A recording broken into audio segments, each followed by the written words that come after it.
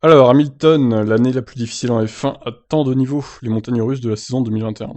Ah bah, c'est clair qu'il a pas la vie facile cette année-là. Alors, l'article est assez long, mais bon, on va quand même le lire. Hamilton a admis que sa saison n'a pas toujours été parfaite, mais qu'il continue d'apprendre et qu'il est fier de son équipe. Je m'attendais à ce que ce soit des montagnes russes, ça a été incroyable, ça a été l'année la plus difficile en F1 à tant de niveaux.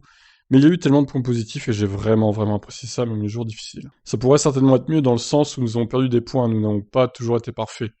Ah, surtout Bakou, là, il va s'en mordre les doigts à la fin du championnat, c'est clair.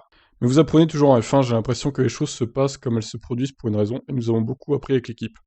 Nous nous sommes beaucoup parlé avec toutes ces expériences que nous avons eues, gagnées ou perdues, et j'aime avoir cette place dans mon équipe. Pressé d'en dire plus, il ajoute: il s'agit en particulier des choses que nous faisons hors piste ensemble.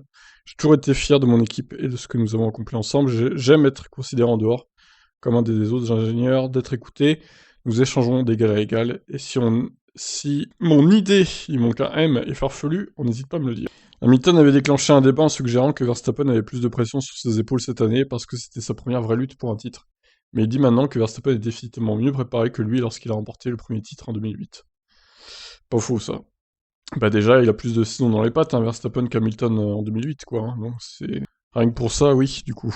Je ne pense pas un instant à penser à ce qui pourrait ou non être une distraction pour lui. Ça ne me dérange pas de toute façon, si je fais mon travail au mieux de mes capacités, je n'ai pas de problème. C'est ainsi que j'aborde mon travail. Mon premier titre, c'était horrible, l'aventure était terrible. Mais il est dans sa 6e saison, non?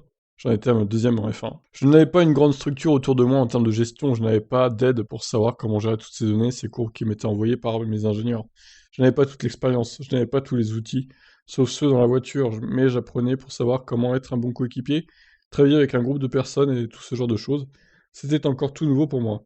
Je suis reconnaissant d'avoir eu cette expérience, je sais comment construire mon équipe. Je sais comment gagner avec mon équipe et je sais comment profiter des hauts et des bas avec mon équipe. C'est aussi sur ça. C'est aussi pour ça qu'il a un mental à toute épreuve.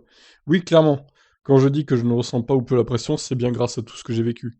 Ça ne s'achète pas, ça s'apprend. Max doit aussi l'apprendre. Je pense que mentalement, je suis plus fort que je n'ai jamais été. Je pense avoir été fort mentalement pendant longtemps de toute façon, à cause de tout ce que j'ai dû traverser dans mon enfance. Depuis mon enfance. La F1, ça m'a encore plus solidifié. De plus, je ne suis pas distrait par tout ce qui se passe ici.